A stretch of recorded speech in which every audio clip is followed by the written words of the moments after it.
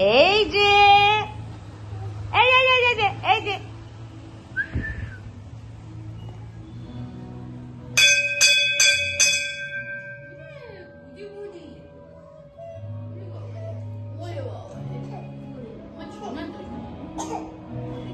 সোনা মায়ের প্রথম জন্মদিন।